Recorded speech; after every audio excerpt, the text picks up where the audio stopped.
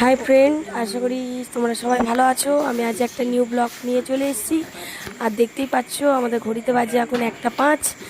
আর আমরা এত রাত্রে রেডি হচ্ছি, কোথায় যাব। আর এত রাত্রে আমাদের ব্লগ স্টার্ট করছি কেন? আজকের ব্লগটা হচ্ছে আমাদের পুরুলিয়া থেকে তারাপীঠ পৌঁছানো, কত কম খরচে আমরা তারাপীঠ পৌঁছাতে পারি। চলো দেখতে থাকো আমাদের ভিডিওতে আমরা কিভাবে পৌঁছাচ্ছি, কেমনভাবে যাচ্ছি, কেমন খরচা হচ্ছে। আর এইদিকে দেখতে পাচ্ছ আমার বান্ধবী শুয়ে আছে, আমি রেডি হচ্ছি আর ও শুয়ে আছে। ওকে উঠাচ্ছি কিন্তু ওর ঘুম ভাঙছে না। এত রাত্রে তো কোনোদিনও কোথাও যায়নি, তাই আমার মাও এসে গেছে তারাপীঠ যাওয়ার জন্য। আমার ছেলে আর আমার বান্ধবী ঘুমোচ্ছে। এদিকে আমাদের নীলুদা ঘুমাচ্ছে, নীলুদারও ঘুম ভাঙছে না।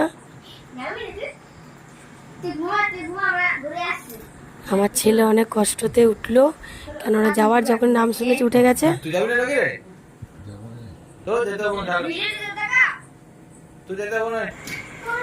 চলো আমরা রেডি হয়ে গেছি, ব্যাগ বিছানো হয়ে গেছে।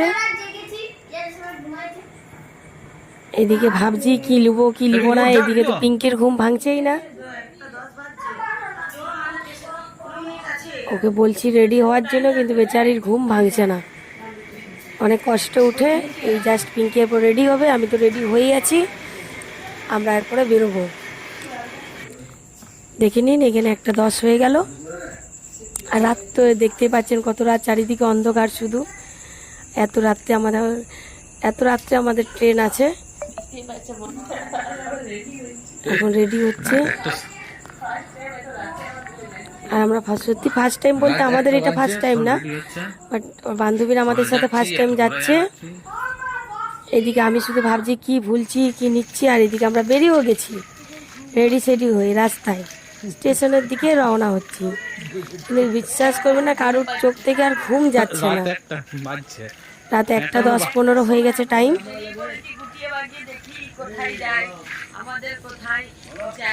আমরা যাচ্ছি, আপনাদেরকে তো আগেই বলে দিয়েছি, তারাপীঠ যাচ্ছি আমাদের মায়ের মন্দিরে। আর ওইটারই আজ ব্লগ দেবো। এদিকে নীতির ঘুম ভাঙছে না, তবু কষ্ট করে যাচ্ছে।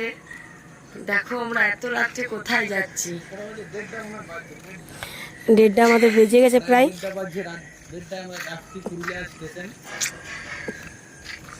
চলো, ঘুমে কথা বলতে পারছে না। দেখতে পাচ্ছ আমরা স্টেশন পৌঁছে গেছি। আমাদের ট্রেন অনেক লেট আছে, মিনিমাম প্রায় 1 ঘন্টা 10 মিনিটের মতো লেট আছে। যেটা আমাদের 1:10-এ ট্রেন ছিল, সেটা 2:10-এ ট্রেনটা ঢুকবে। তাই ভাবলাম এতক্ষণ কি করব, আমরা আধ ঘন্টা আগে পৌঁছে গেছি। ট্রেনের অ্যালাউন্স চলছে। এখানে আপনারা দেখতেই পাচ্ছেন ঘড়ির টাইমটা 1:57 বাজছে। এইদিকে স্টেশনে ওয়েট করছি ট্রেনের জন্য। আর এটা আমাদের পুরুলিয়া স্টেশন। আশা করি যারা পুরুলিয়া থেকে আমাদের ভিডিও দেখেন তারা চিনতেই পাচ্ছেন এটা আমাদের পুরুলিয়া। আমাদের নীলুদা অনেক কষ্ট করে এসছে, ঘুম ভাঙছিল না। নিতিন ভাবছি আমি এনজয় করবো না ঘুমাবো। এখন বাজে রাত প্রায় 2, 1:57, প্রায় 2। এখনো ট্রেন আসেনি, ট্রেন ঢুকছে আমাদের। তো ট্রেনে চেপে কথা বলছি। দেখুন আমাদের ট্রেন ঢুকে গেছে। আর যারা যারা আমাদের এই কি ট্রেন যাচ্ছি, ট্রেনের কি নাম, ঠিক আছে, প্লিজ আমাদেরকে একটু কমেন্ট করবেন। আমরা ট্রেনের নাম বলে দেবো। আমরা তবু সময় বলে দিলাম, ট্রেনের টাইম হচ্ছে 1:10। আমরা তো বলেই দিয়েছি যে আমরা কোথায় যাচ্ছি। ট্রেনে চেপে গেছি, এই দেখুন। আর সব নিজের নিজের সিট নিয়ে বসে গেছি। আমাদের ঘুমও ভেঙে গেছে, আমরা ট্রেনে চেপে ঘুমিয়ে পড়েছিলাম, কেননা প্রায় তখন 2:10-15 বেজে গেছিলো। তাই সকালে আমাদের ভিডিওটা চালু করছি। আরও এখানে আমার বান্ধবীর ছেলের আর তার হাজব্যান্ডের ঘুম ভাঙছে না। আমার ছেলে উঠে গেছে, কিন্তু বিশ্বাস করুন এইখানে আমরা চলে এসেছি রামপুরহাট স্টেশন। ডাইরেক্ট পুরুলিয়া থেকে আমাদের রামপুরহাট স্টেশন পৌঁছে গেলাম। দেখতেই পাচ্ছেন স্টেশন। বেরিয়ে গেলাম স্টেশন থেকে। স্টেশনটা আপনারা দেখে নিন একটু, খুব সুন্দর স্টেশনটাও দেখতে, যেরকম পরিষ্কার। আর আমরা স্টেশন থেকে একটা অটো রিজার্ভ করে নিয়েছিলাম। অটো একজনের পড়ছে 30 টাকা করে, বাট আমরা 5 জন বড় ছিলাম, তাই একটা অটো রিজার্ভ করে নিয়েছিলাম। খুব কম খরচাতেই হয়েছে। তাহলে আপনারা যাবেন তো জিজ্ঞেস করে নেবেন আমাদেরকে কমেন্টে, আমরা বলে দেবো কেমন কি খরচা। ঠিক আছে,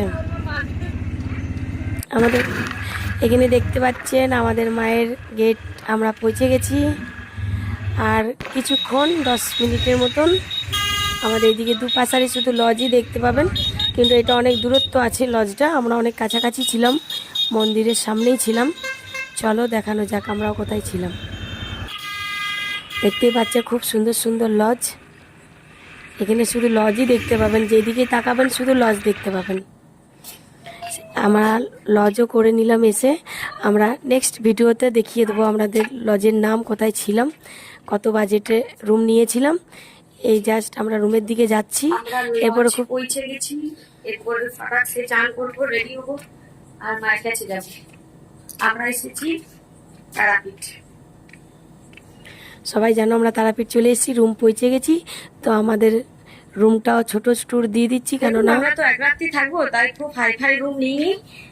এই তো আমাদের একটা বেড, এখানে একটা আয়না, এখানে একটা ব্যালকনি দেখতে পাচ্ছেন। এখানে একটা ব্যালকনি, ওই একটা। আমার পাশের রুমটা আমার বান্ধবীদের ছিল, এটা আমাদের ছিল। চলো আমরা রেডি সেডি হয়ে পুজো করতে বেরিয়ে গেছি। এরপর আমাদের নেক্সট 2 আসছে পার্ট, সেটাতে আপনারা দেখবেন আমরা পুজো দিচ্ছি, মায়ের মন্দিরে যাচ্ছি।